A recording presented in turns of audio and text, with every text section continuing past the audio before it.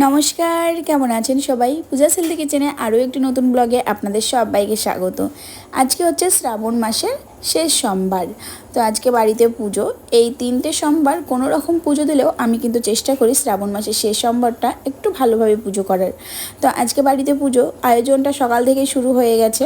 আমি স্নান ধান করে চলে এসেছি ওপরে। আর এই যে দিদি এখন ঠাকুরের থালা বাসনগুলো বের করে রেখেছে। আর আমাদের বাড়িতে এত ইঁদুর, এর আগের ব্লগে আমি বলেছি প্রচণ্ড পরিমাণ ইঁদুরের অত্যাচার। তো দেখুন, আমার যে ফুলদানি সেখান থেকে ফুলগুলো নিয়ে এসে এই ঠাকুরের বাসনপত্রের মধ্যে রেখে দিয়েছে। তো আমার ছেলে মেয়ে তো খুবই দুষ্টুমি শুরু করে। ওরা এই যে ছোট ছোট জিনিসগুলো দেখতে অনেক ভালোবাসে, আর এইগুলো নিয়ে রান্নাবাটি খেলা করে আমার মেয়ে। তার কারণে আমি সমস্ত কিছু এই বাক্সটার ভেতরে রেখে আমি লুকিয়ে রাখি। তো দেখছি সেখানেও ইঁদুরের বাচ্চা, আর বড় বড় ইঁদুর। এই দেখুন কতগুলো ইঁদুরের বাচ্চা। এখন এদেরকে মেরে ফেলতেও আমার ভীষণ কষ্ট হচ্ছে, আবার এদেরকে যদি রাখি আরও অত্যাচার শুরু হয়ে যাবে। ভীষণ জ্বালাই পড়েছি। তারপরে তো ঠাকুরের বাসনগুলো পরিষ্কার করলাম। আর এদিকে বড়দি চলে এসেছে, অনেকটা সকাল সকালই চলে এসেছে। বড়দিকে বলেছিলাম ঘুম থেকে উঠেই তুমি চলে আসবা। তো সকাল সকাল এসে বড়দি এদিকে সবজিগুলো বানিয়ে দিচ্ছে। আর ভোগের যেই রান্নাগুলো সেইগুলো আমার মা করছে। মাকে বড়দি সবজিগুলো সমস্ত কিছু বানিয়ে দিয়েছে। আমিও অনেক সবজি বানিয়েছি। তারপরে মাকে সেগুলো পরিষ্কারভাবে ধুয়ে দিয়েছি। মা সেই ভোগ তৈরি করছে। আর আমি এদিকে ঠাকুর ঘরে গিয়েছিলাম। তো ঠাকুর ঘরটা ভালোভাবে পরিষ্কার করে আলপনা দিয়ে নিয়েছি, কারণ আলপনাটা যদি সকাল সকাল দেওয়া হয় তাহলে কিন্তু ভালোভাবে শুকিয়ে যাবে। এখানে ঠাকুরের ফুল ফল যজ্ঞের সমস্ত জিনিসপত্র রেখে দিয়েছি। আমার ঠাকুরঘরটা অনেকটা ছোট, তার কারণে সমস্ত কিছু বাইরেই করতে হচ্ছে, অনেকটাই ছোট ঠাকুরঘর। তো আমি সিংহাসনটা ভালোভাবে পরিষ্কার করেছি আর আলপনাটাও দিয়ে দিয়েছি। এখন আমি সিংহাসনটা সাজিয়ে নেব ফুল দিয়ে। তো ফুল দিয়ে আমার সিংহাসনটা সাজানো হয়ে গেছে। এবার অনেক ফুল কম পেয়েছি। আর তাছাড়াও ফুলের যা দাম, ওরে বাবা, একটা গাঁদা ফুলের মালা নাকি 40 থেকে 50 টাকা। প্রতি বছর আমি কত সুন্দর করে সিংহাসন সাজাই। তাছাড়াও আমি ঠাকুরঘরটা অনেকটা সুন্দরভাবে ফুল দিয়ে সাজাই। এই বছর ফুলের যা দাম, তার জন্য বেশি আমি সাজাতে পারলাম না। ভীষণ খারাপ লাগছিল, মানে কেমন একটা ফাঁকা ফাঁকা লাগছিল।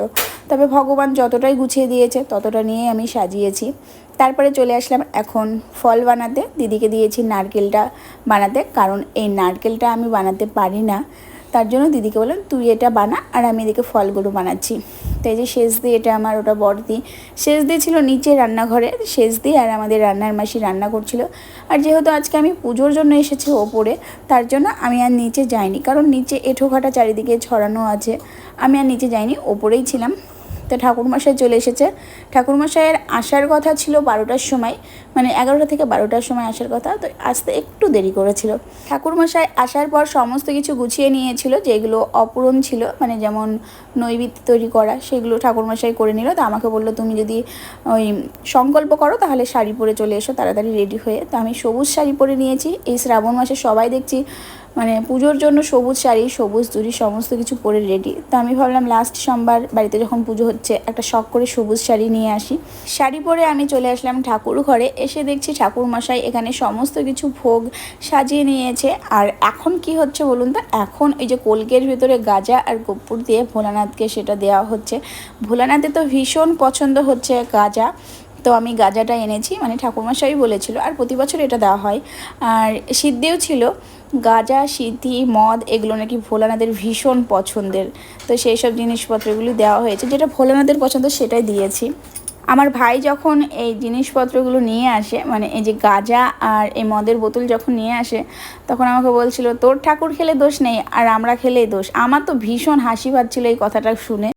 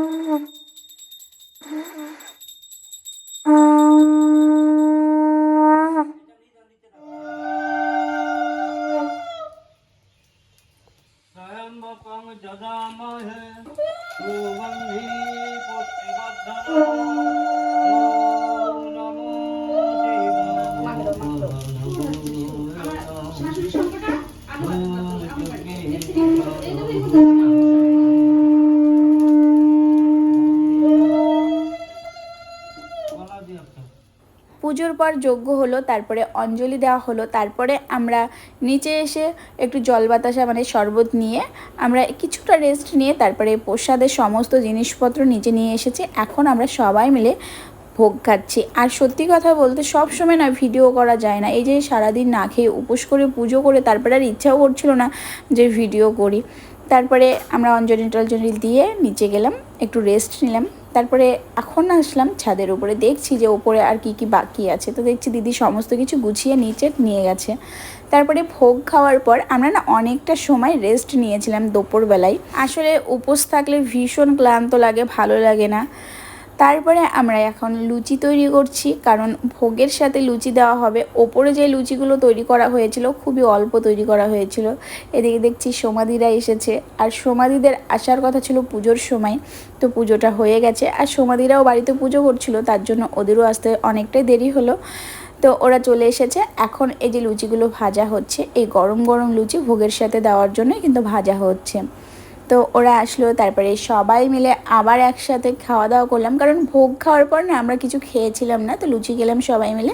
এদিকে লুচি ফুরিয়ে গেছিলো, আমি আর দিদি আবার রাত্রিবেলায় লুচি তৈরি করি রাত্রিবেলার খাবারের জন্য, সাথে ঘুগনি আর তরকারি করেছিলাম।